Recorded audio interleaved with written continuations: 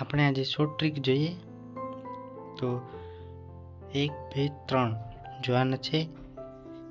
99 ગુણ્યા 78, 999 ગુણ્યા 235, 9999 ગુણ્યા 4382.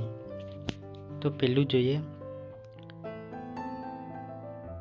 99 ગુણ્યા 78.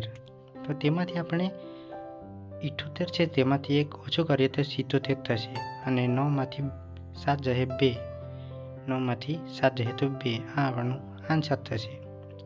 તેવી જ રીતે 235 માંથી 1 ઓછું કરીએ તો 234.